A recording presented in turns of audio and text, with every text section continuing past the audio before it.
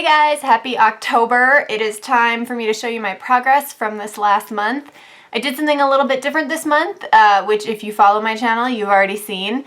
I made a stitching vlog, which will show what my progress actually looks like every month, and I think I decided to upload that first. So that is already up on my channel. You can see it. I'll put a link in the screen, probably in the top right-hand corner, if you want to check that out. As a result of that, these videos might be a little bit shorter. It'll be less of me like rambling, because all the rambling is in the vlog, and more of just showing the end result. So hopefully that's the best of all worlds.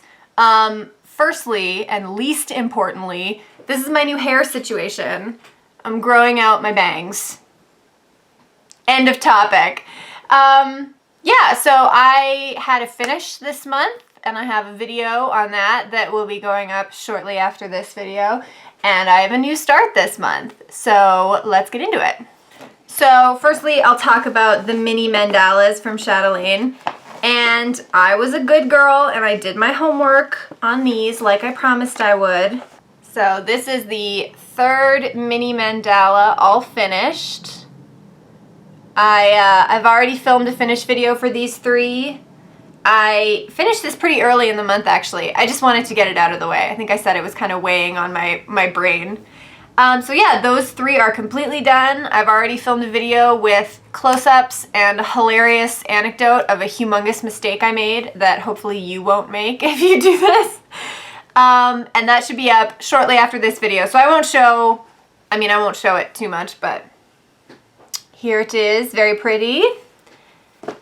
So those are the mini mandalas done. The next thing I'll show is the Mirabilia I'm working on right now, the August Peridot Fairy. I honestly can't remember how much I stitched on this. I think I stitched on it a little bit before I finished those mandalas, and then I didn't go back to it. I'm going to start this month with it though. So I'm going to stitch on this one first for this month. So this is August Peridot Fairy. There's not going to be a lot of like exciting progress on her. I'm just finishing her dress. So it's just going to be these colors repeated over and over again, except bigger. So not a lot to show on her.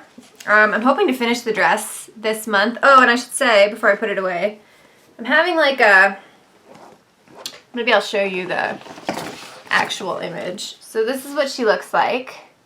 And you can see she's holding this like wand.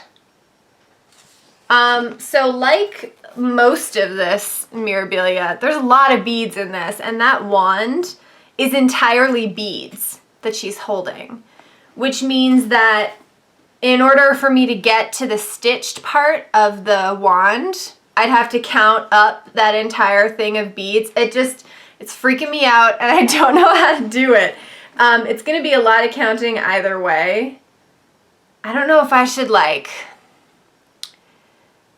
take like one strand of something and just put in a half stitch for every bead there is, and then I can take it out later. I just don't want to count all the way up to that wand and then have it in the wrong place.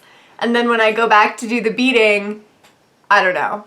That might be what I do. That might be like extra type A of me, but it's just the fact that like it's surrounded by beads. All of this like wand that she's holding is all beads, and then the entire like outline of the wand is all beads. So it's just going to be a ton of counting that I don't know if I'm comfortable doing. And it's kind of in the middle of nowhere. Like there's nothing over here that I can reference as far as like placement. So I think that's what I'll do. I'll just take like one strand of something and stitch the beads in like where they're supposed to go, just to make sure that I put the stupid thing in the right place. Because that's the only thing I have left for stitching aside from her skirt. It's just that wand. Everything else is already put in and just waiting for beads and back stitching. So I kind of want to get that out of the way so I don't forget about it, and also so I can say that all the stitching is done. That's my tentative plan. I really like Mirabilias. I have a lot of them, and I think I had said in a previous month that I was going to try to do have one going all the time. And I really like that plan. I just think they're, I don't know, I like the way they're charted. I like the variation of materials that you get to use, you know. I just ordered five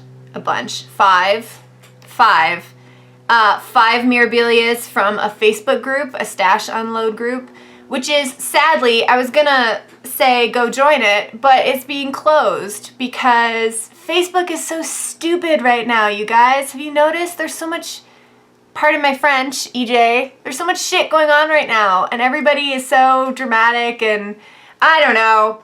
It's really bugging me, and I hate it. Anyways, so I was gonna say go check out that group, but it's not gonna exist anymore. The reason I loved it was because it was Canadian too. It was US and Canadian, and that's tricky. I can't, I don't look at a lot of like stash unload groups on Facebook because I don't know what kind of restrictions they might have, and then if I really like something and then be like, I'm interested, then they're like, sorry, I don't want to ship to Canada, or sorry, it's gonna be $15 extra or whatever. So anyways, that one was a really good one, and I bought some Mirabilias from there that I will show you when they arrive, but I guess I should stop talking about it because it's not in existence anymore. All right, before I show you my big exciting start and something I actually worked on, I will show you Quaker Game Board again. I didn't work on Quaker Game Board this month. I didn't plan very well this month. I still have the same 2 pages in. I started my chatelaine. Like, you don't know that. Obviously I did. I started my big chatelaine, and I was so excited to do it that I didn't space out my rotation the way I probably should have. So at the end of the month, I worked on peacock pinwheels, which is 1/1, and I hadn't worked on this, which is also 1/1, and I just didn't want to do that much 1/1 stitching. So I didn't work on Quaker Game Board at all. What I'm going to do is like I said, start the month with Mirabilia. Then I'll do some Quaker Game Board just to break up the 1/1 stitching, and then I will go back to my chatelaine. So no progress on that one. Unexciting. I'll show you peacock pinwheels next. I just finished working on this last night. I'm saving the chatelaine for last because I'm mean and you have to wait to see it. So I did some good progress on this month. I am officially over halfway done. And I just like I decided to stop stitching right at this page break right here, which makes everything look a little funny. And then I just put the border in because, I don't know, now that the whole border's in, it's really hitting me how tiny this is. And I love it. I love it. So there's just the top border and the side. And then these little, I've been calling them Fabergé eggs because that's what they look like to me. Yeah, so that is over halfway done. I feel good about that. And I don't really know where to start for this month on this one. I'll probably just well, I suppose I should finish all these like half done peacocks right here, right? So that was peacock pinwheels. My last WIP is my big one, my big new start of this month, which is the Sparkling Swan Mandala from Chatelaine. And I have to say, as a side note, I ordered this kit from European Cross Stitch. I showed it on my channel when it got here. So it comes with a big ring of all of your non-DMC floss, which is what you get, on a ring in floss away bags. This has been a lifesaver. I don't use floss away bags. That's just not part of my storage. But in this case, it has been amazing because if you've stitched a chatelaine, or, I mean, I guess this is what I imagine Heaven and Earth designs to be like. Because when I was stitching Dorian, I used a floss box and kept my floss in each section, right? But I guess I was just lucky that at any given time I wasn't using more than 12 colors or whatever that box holds. So it didn't seem overwhelming. But if you're doing like something with a ton of confetti, I guess you'd have to have like 3 floss boxes or whatever going at any given time, and I just don't have that many.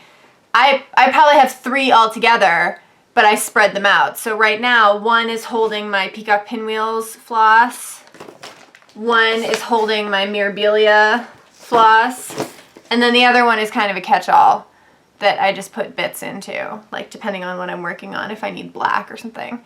So that's kind of my system, and that's really indicative of the fact that I don't have a lot of WIPs going at any given time, and also that I don't have really humongous WIPs going at any given time. But this one is really humongous, and the fact that it came with individual bags, as I said, was a lifesaver, because now you can see every like floss that I've started can just go right back and live in this little bag, which is wonderful. I don't think I'll use floss away bags. Like, I don't think I'm going to change my system or anything, but for this, like for chatelaines, it has been wonderful. So thank you, European Cross Stitch, for making this whole experience much easier than I would have made it for myself, just because I didn't know. So, chatelaine.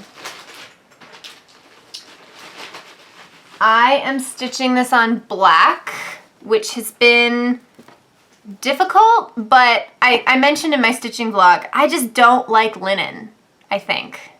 I don't like slubs. I don't like the fact that everything isn't evenly spaced. It just makes me frustrated. So I had said in the vlog that if or when I do a chatelaine again, I'm doing it on even weave. I'll do it on black. Black isn't really my problem, although I do have to put my lamp, like my working lamp, right over top of it. But I had more of a problem with the linen, I think, which is really interesting. So I'm happy to say I finished the entire middle section. And here it is. Oh, I'm so excited. I have close-ups and stuff on that stitching vlog, if you want to watch that. But here is what I've put in for Sparkling Swan. It is so pretty, you guys. I had a nightmare this month. I mean, I didn't have a nightmare. This was a nightmare. I had a counting issue in the top section, and it just stressed me out unbelievably, but I'm happy with how it looks now. And hilariously, guess how many DMC colors there are in here. 2. 2 colors of DMC, and only at the very end. For the first, until I put in, they're just a tiny little bit of DMC in the very outside of this like middle section. So for the longest time, I just hadn't used any DMC, which was rude. It was all silk or like metallic, or there's a really weird floss in here. Let me see if I can find it. This is my lack of knowledge about threads. Amanda, where are you to tell me about this? So it's Dinky Dyes. Oh, I have to flip the tag around to see why it's different. It is Silk Pearl. Hand-dyed Silk Pearl. And it is the weirdest texture. It's this little guy. It's really stringy. It's like bungee cord. It doesn't feel like silk. It feels like it's got a little bit of like spring to it. I don't know if it does actually, or if that's just me.